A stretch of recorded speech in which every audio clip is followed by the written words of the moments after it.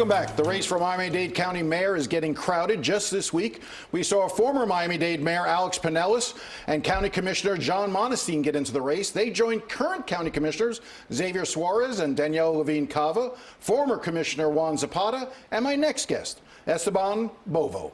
Bovo has been on the County Commission since 2011. Before that, he served in the State House and on the Hialeah City Council, and he joins us now. Commissioner, thank you very much for coming in. Thank you for having me. So, very crowded field.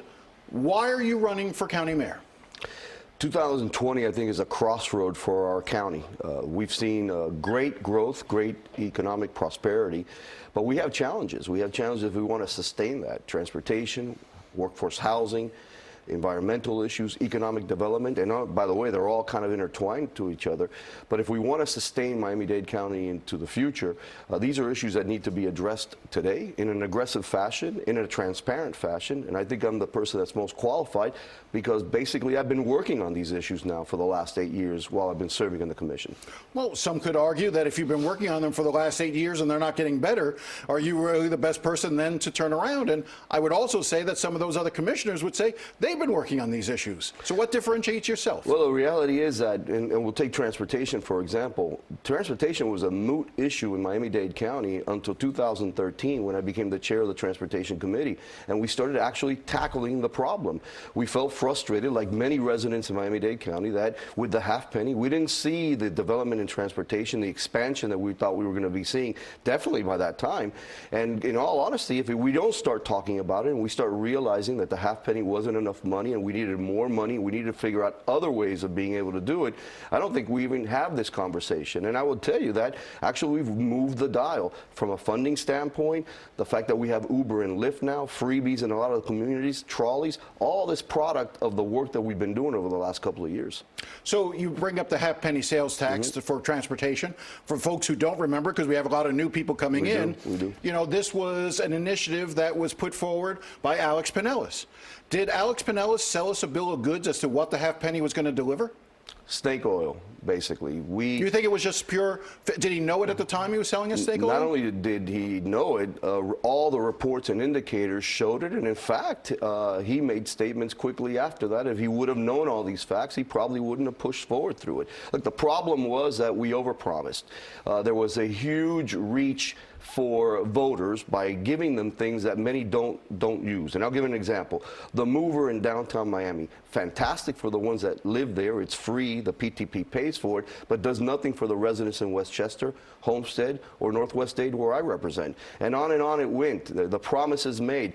The sharing with the cities, fantastic for the cities, but at 20%, we've almost given them quarter of almost $275 million to cities to implement transit plans in their cities. And just to bring people up to date on what you're talking about, you know, one of the selling points was to get buy-ins from the cities to promote it among their constituents when this was voted on. I can't remember what year was the 2002, if I'm not mistaken. I think so. 17 years ago at least, was that 20% of the money would go to local municipalities.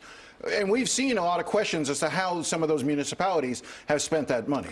Well, at first they were spending it by building sidewalks and roads and kind of like street beautification. Now they're implementing it, I think, in a better way with trolleys that give folks different options. But let's make no mistake, all this was political buy-offs. You know, 20% of the cities gets mayors from all these cities on board. The Golden Passport, nobody was asking for it at the time. And look, it's a very popular program. I don't think anybody, it's something for seniors to ride free. Exactly. And then they added the Patriot program for those that are veterans. All these are good things. I'm not complaining about those issues. The problem is that as you started diluting the money, you started realizing you're not going to have enough money to fulfill this expansion or mass expansion of Metro Rail. And therefore now we have this issue that affects our quality of life. Well, my understanding is that Alex Pinellas plans on running on transportation. You know, so what would you say if you end up in a runoff? Because the way this works is we have a very crowded field, which will meet in August. If nobody gets 50% of the vote in August, then it goes to a runoff in November. And I think with such a crowded field, we're anticipating this is probably headed towards a runoff. Is Alex Pinellas your main competition? And if he is, what's your message against him? And I raise that only because he's going to raise a lot of money in this race. Well, first and foremost, County Hall should not be for sale. So it doesn't really matter how much money you raise. What is more important here is to have a transparent dialogue. And I respect all the opponents that are running in this race. I think they're all very decent people, and all of us, I think, have visions that we'd like to carry out. But I will tell you this, Jim, this county can't go backwards. We got to continue to move forward in this county. And to me, to bring back ideas of past centuries really are not going to work as far as I'm concerned. We have a very dynamic community that expects real solutions. And I would tell you, not only are we ready to engage on these issues, we've been doing it now for a while. I think that a lot of people tend to divide transportation into, you're in one of two camps. You're in either the bus camp or the rail camp. Are you a bus guy or a rail guy? Look, I've been a rail proponent from day one, and I think we need to expand rail. There's a lot of... It's very expensive. It is expensive, and there's good predictability and development opportunities with rail.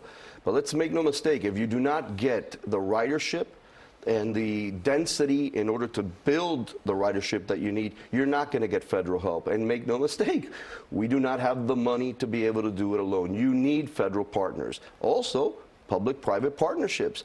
We see now this is starting to play in this space where the private vendors come and put money up front. Some of them want rail, some of them are looking at buses. But you're going to have, and I've said this many times, in our smart corridor plans, you're going to see a mixture of different methods of transportation. It may be Brightline in the Northeast, it may be bus in the South, it may be rail in the North.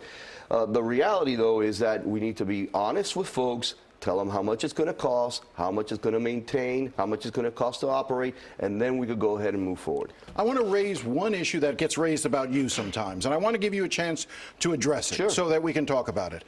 When you were chair of the county commission, you caught some grief from a number of people who thought that you shut down conversations, that when people came up to the podium to speak to the commission, you had their mics turned off, you had police remove them out, if they were saying things that you may not have liked hearing from the dais.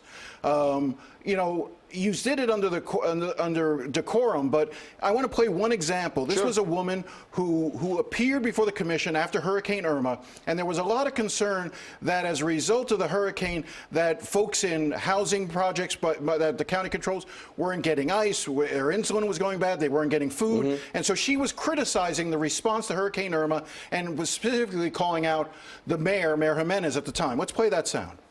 The events of the past week have demonstrated that the mayor has failed to adequately plan and protect the most vulnerable communities. Pre-storm, we asked the mayor to ensure that federal, state, and county resources are allocated and available. Why'd you cut off her mic? We have rules of decorum in our meetings. Everyone that comes to our meetings, and many of those are habituals that come to our meetings, understand that we have rules of decorum. The moment we start breaking away to turn into personal insults or try to make personal attacks of these issues, all I was doing there was pausing her and asking her just kind of refocus. If it turns into an attack on a mayor or an attack on one of my colleagues, it starts to degenerate. Now, we've had other folks come and literally insult members of the dais by calling us Nazis, dictators, and while it may be a space in democracy, if we have rules of decorum, we need to follow those rules of decorum. And I'm with you on that. If somebody uses profanity or bad name calling, she was just saying the mayor failed.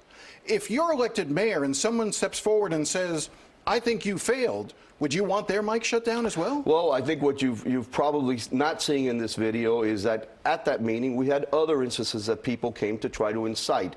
Now, perhaps in that portion there, what you may not know or the viewers are not seeing is that we've already had incidents of folks that had come up and tried to incite, and all I did was pause her. If the video rolls, chances are she continued making her statements. She did continue, but there's a chilling effect, and I mean, this is going to be an issue that I think you're going to hear from some critics, and so I want to give you a chance to respond to it. I want to move on to some of the other subjects that we've got. Do you, as I outlined before, this is going to be a race to sort of, I think, to see who gets in the runoff in November. Right. Do you see this, even though this is a nonpartisan race, do you view yourself as a Republican candidate in this race and trying to attract Republicans to support you? Because a lot of the other candidates in the race are more on the Democratic side. Do you see an issue or a chance to sort of divide the electorate that way?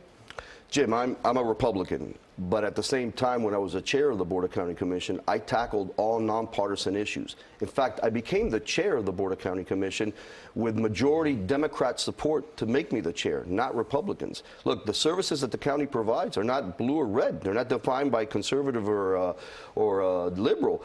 The county taxpayer, the business owner, expects services to be rendered.